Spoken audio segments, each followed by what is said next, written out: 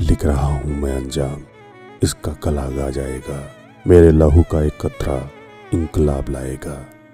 मैं रहूँ न रहूँ पर यह वादा है मेरा तुझसे, मेरे बाद वतन पर मरने वालों का सैलाब आएगा।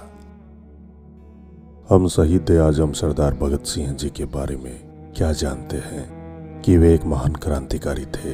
उन्होंने सैंडर्स को गोली मारी, असेंबली में बम फेंका।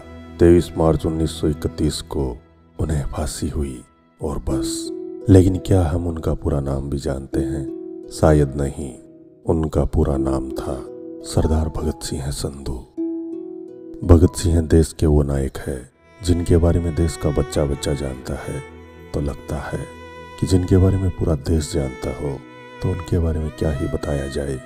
लेकिन फिर मुझे लगता है कि हम में से बहुत से लोग तो उनके बारे में बस कुछ गिनती की लाई नहीं जानते हैं, और इतना तो हम शायद हर किसी के बारे में जान लें। लेकिन 23 मार्च 1931 को शहीद होने वाले वो शहीद आजम भगत सिंह हैं। उस समय सिर्फ 23 साल 5 महीने और 26 दिन के थे। इतनी कम उम्र में पूरे देश में जान फूंक देने वाले उस नौजवान में कुछ तो अलग था, वरना तो 23 साल का आज का नौजवान किस हालात में रहता है यह किसी से छुपा नहीं है। शहीद भगत सिंह की बैरक की साफ सफाई करने वाले व्यक्ति का नाम बोगा था। भगत सिंह उसको बेबे कहकर बुलाते थे। जब कोई पूछता कि भगत सिंह ये बोगा तेरी बेबे कैसे हुआ, तब भगत सिंह कहते, मेरा मलमूत्र या तो मेरी बेबे ने उठाया या इस भले पुरुष बोगा ने, इसलिए बोगे में मैं अपनी माँ को देखता हूँ। इस तरह ये मेरी बेबे ही है। यह कहकर भगत सिंह बोगे को अपनी बाहों में भर लेते। भगत सिंह जी अक्सर बोगा से कहते, बेबे मैं तेरे हाथ की रोटी खाना चाहता हूँ। पर बोगा अपनी जाति को याद करके झिझक जाता और कहता, भगत सिंह तू ऊंची जात का सरदार और मैं एक अदना सा आदमी। भक्ता तू रहने दे, जिद न कर। सरदार भगत सिंह भी अपनी जिद के पक्के थे। फांसी से कुछ दिन पहले जिद करके उन्होंने बोगे को कहा, बेबे अब तो हम चंद दिनों के मेहमान हैं, अब तो इच्छा पूरी कर दे। बोगे की आंखों में आंसू बह चले। रोते रोते उसने खुद अपने हाथों से उस वीर शहीद आजम के लिए रोटियां बनाई और अपने हाथों से खिलाई। भगत सिंह के मुंह में रोटी का गांठ डालते ही बोगे की रुलाई फूट पड़ी। ओए भक्ता, धन्य है तेरी माँ जिसने तुझे जन्म दिया। भगत सिंह ने बोगे को अपनी बाहों में भर लिया। ऐसी सोच के मालिक थे अपने वीर सरदार भगत सिंह जी।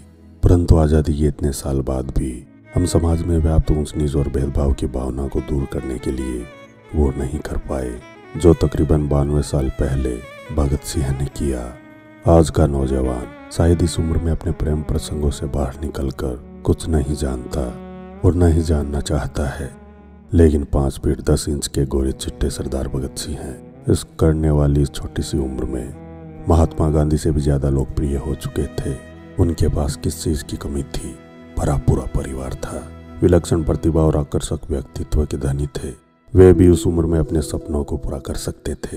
राजगुरु ने तो यह तक कहा है कि इनको लड़कियों से बचाकर निकालना पड़ता था, और जब इनसे इसके बारे में पूछा जाता तो वे कहते, इस कदर वाकिफ है मेरी कलम मेरे जज्बातों से।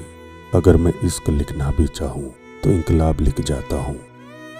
जब फांसी से बचाने के लिए इन्हें हर किसी ने माफी मांगने को कहा तो वे मान गए और लिखा कि हमें फांसी की सजा न दी जाए। फांसी तो चोर चक्कों के लिए होती है, हम राजनीतिक कैदी है, इसलिए हमें तो सीधे गोली मार दी जाए।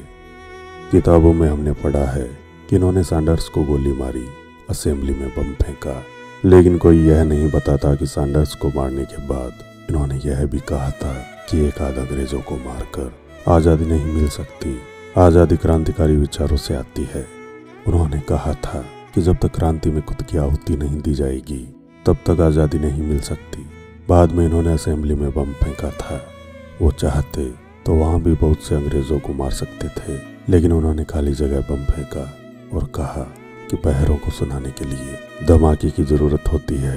यदि अंग्रेजों को मारना ही इनका मकसद होता तो वे इन्हें मारकर उस भगदड़ में आसानी से फरार हो सकते थे, लेकिन इन्होंने अपनी गिरफ्तारी दी। इनका उद्देश्य अब बहुत बड़ा हो चुका था।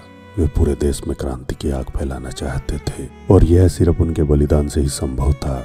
उस समय हंसते हंसते फांसी पर चढ़ जाने वाले बहुत से शख्स थे, लेकिन इनका मानना था कि ऐसे ही हंसते हंसते मरने का क्या फायदा।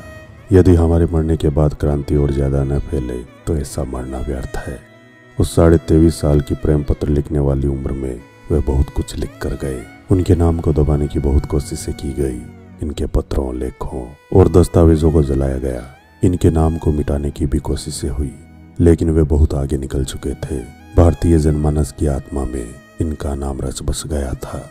ये इकलौते ऐसे स्वतंत्रता सेनानी है जिन पर कहीं कोई विवाद नहीं है, न हिंदुस्तान में, न पाकिस्तान में, न पंजाब में, न दिल्ली में, न लखनऊ में, न हिंदुओं में और न मुस्लिम में। कहीं भी कोई विवाद नहीं। वो जानते थे कि देश में जो क्रांति की लहर पैदा हुई है वह उनकी फांसी से सुनामी में बदल जाएगी।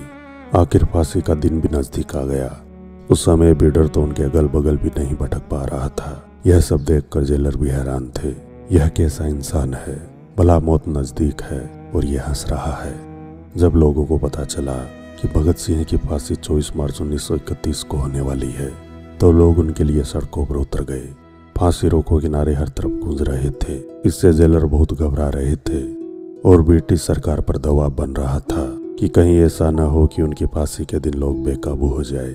इसलिए 24 मार्च की जगह 23 मार्च 1931 की रात को इन्हें फांसी दे दी गई। लिख रहा हूं मैं अंजाम, इसका कल आग आ जाएगा।